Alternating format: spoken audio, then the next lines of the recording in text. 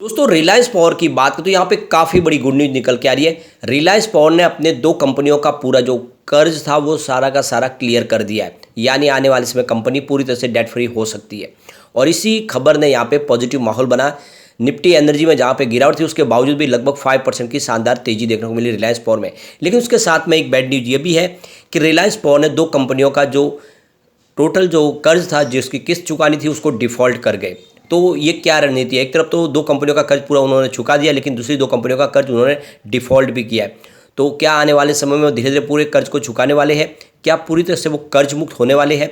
वैसे अनिल अंबानी के पास सिर्फ इस समय दो ही कंपनियां बची है, रिलायंस इंफ्रा और रिलायंस पावर, जिसको वो लेके आगे चल सकते हैं। दूसरी कंपनियां सारी नीलाम हो रही है और प्रक्रिया आगे बढ़ रही है। जल्द ही उन सारे जंजाल से बाहर निकलेंगे और उसके बाद में इन दो कंपनियों को लेकर आगे बढ़ सकते हैं। तो क्या इस समय हमें रिलायंस पावर में इन्वेस्टमेंट करना चाहिए? वैसे रिलायंस पावर उस समय दौड़ा था जब वर्दे पार्टनर्स ने इनको इन्वेस्टमेंट के लिए एक बड़ी रकम दी थी और उसके बदले में इक्विटी ली थी। उसके बाद में स्टॉक डबल हुआ था, 11-12 रुपये का स्टॉक 25 तक चला गया था। लेकिन उसके बाद में स्टॉक फिर से उसी लेवल पे आ गया जहाँ पे इसने शुरुआत की थी। तो क्या इस मौके का फायदा उठा के हमें रिलायंस पावर में इन्वेस्टमेंट करना चाहिए? जानेंगे इन सारी बातों को इस वीडियो के माध्यम से। लेकिन फ्रेंड उससे पहले अगर आप पहली बार हमारे चैनल पर आए तो चैनल को सब्सक्राइब कर दीजिए, एक बेल आइकॉन दबा दीजिए ताकि जब भी नया वीडियो बने पहला नोटिफिकेशन आपको मिले। वीडियो पसंद आए तो लाइक शेयर जरूर कीजिए। चलो फ्रेंड्स वीडियो स्टार्ट करते हैं। मैं हूँ आपका दोस्त एस बी दवे और हमारे अपने चैनल ऑनलाइन कमाई में आपका बहुत बहुत स्वागत है। सबसे पहले अगर हम निफ्टी एनर्जी की बात करें तो कल 22,805 के स्तर पर क्लोजिंग थी, 0.04% की गिरावट के साथ में। तो निफ्टी एनर्जी में गिरावट थी, लेकिन रिलायंस पावर दौड़ा। आप देख सकते हो स्टॉक की शुरुआत शानदार हुई, 10.25 पर शुरुआत हुई। क्लोजिंग आगे दिन की 9.95 की थी और यही दिन भर का लो भी बना, लेकिन जो हाई है वो 10.55 का है। यानी एक दिन में ही ज़बरदस्त तेज़ी बनी। अंत में क्लोजिंग भी ऊपर की तरफ रही 10.45 पर, 5.03% की शानदार तेज़ी के साथ में। तो गिरते बाजार में भी शानदार तेज़ी देखने को मिली है। पिछले एक साल के हिसाब से अभी भी स्टॉक 29% डाउन है। 14 के आसपास स्टॉक था, इस समय 10 के आसपास है। अगर हम 6 मंथ की भी बात करें तो स्टॉक में 36% की भारी गिरावट है। 17 के आसपास स्टॉक था उस समय जब वर्दे पार्टनर्स ने यहाँ पे इन्वेस्टमेंट की घोषणा की थी। उसके बाद में स्टॉक रॉकेट की गति से दौड़ा था। सिर्फ एक महीने में ही रकम दुगनी हुई थी लोगों की। और यहाँ पे 1 मंथ के हिसाब से भी लगभग 2% की अभी गिरावट है। तो स्टॉक काफ़ी वीक लग रहा है, लेकिन पिछले निचले लेवल से देखें तो 5 दिन में 6% की रिकवरी दिखा चुका है। तो इस तेजी के पीछे वजह यह है कि रिलायंस पावर की तरफ से एक्सचेंज को जानकारी दी गई है कि उन्होंने दो कंपनियों का पूरा कर्ज चुका दिया है, यानी वन टाइम सेटलमेंट कर लिया है। और आप देख सकते हो कि यह है जेसी फ्लावर्स और कैनरा बैंक। इन दो कंपनियों का पूरा जो कर्ज बकाया था वो सारा इन्होंने चुका दिया है।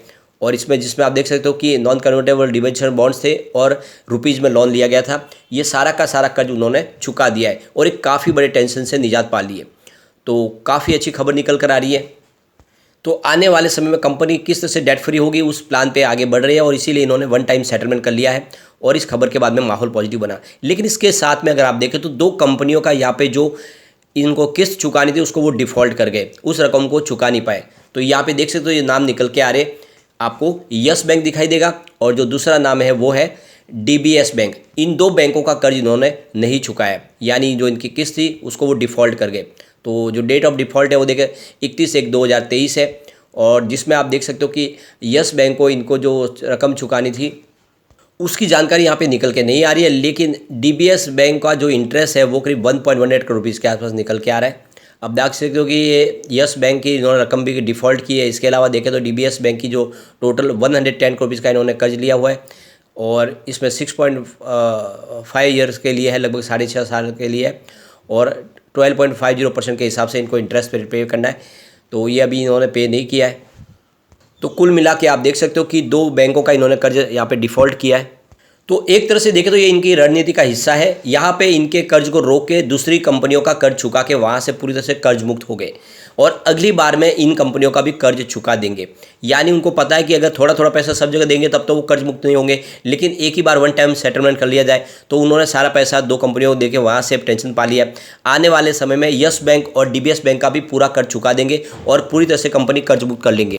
तो ये जो कोशिश है ये काफ़ी अच्छी है और इस पेनी स्टॉक को एक मल्टीबैगर बनने से कोई रोक नहीं पाएगा अगर आने वाले समय कंपनी डेट फ्री हो जाती है, क्योंकि इनका जो पोर्टफोलियो काफ़ी मजबूत है। कंपनी फॉसिल फ्यूल्स और नॉन फॉसिल फ्यूल्स दोनों ही सेक्टर में काम कर रही है, यानी कंपनी का कोल बेस गैस और हाइड्रो प्रोजेक्ट भी है। इसके अलावा कंपनी के विंड और सोलर प्रोजेक्ट भी है और काफ़ी प्रोजेक्ट है जो इस समय अंडर कंस्ट्रक्शन भी है।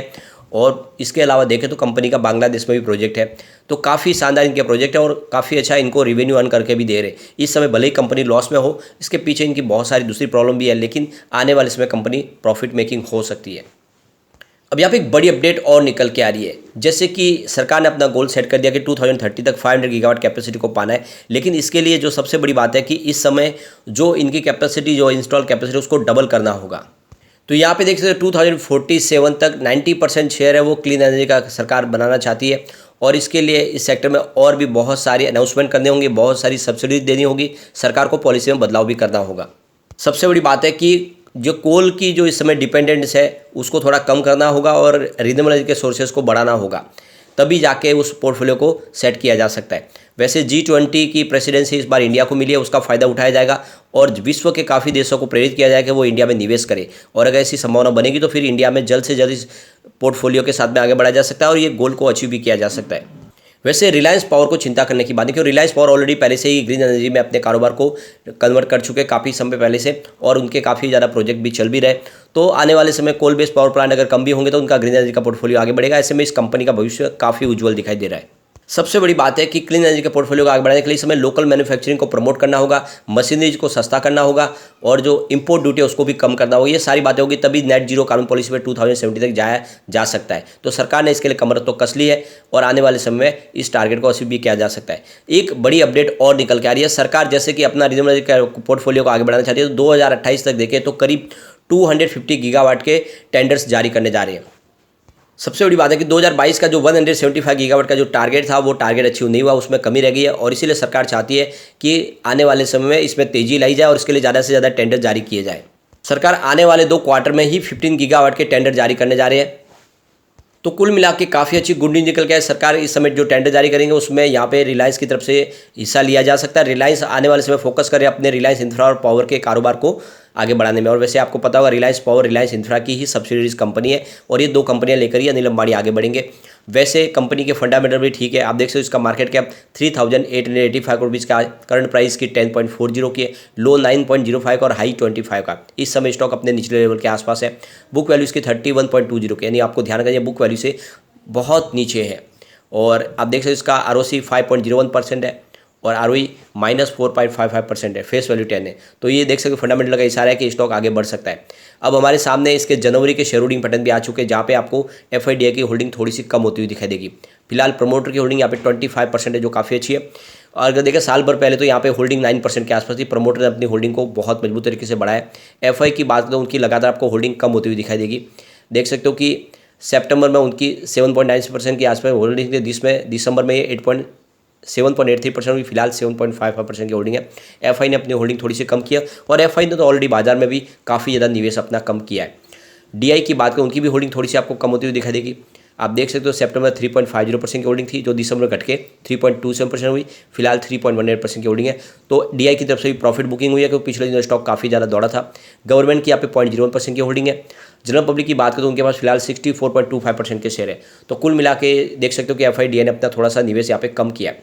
अगर हम रिजल्ट की बात करें तो दिसंबर 2021 में इनका रेवेन्यू 1796 करोड़ रुपये के आसपास था, जो दिसंबर 2022 में बढ़ के 1886 करोड़ रुपये तक पहुंच गया। तो पिछले एक साल में रेवेन्यू बढ़ा है। प्रॉफिट लॉस को देखें तो दिसंबर 2021 में 97.22 करोड़ रुपये का लॉस था। मार्च में लॉस बढ़ के सीधा 658 करोड़ तक पहुँच गया था। भारी लॉस में बढ़ोतरी हुई।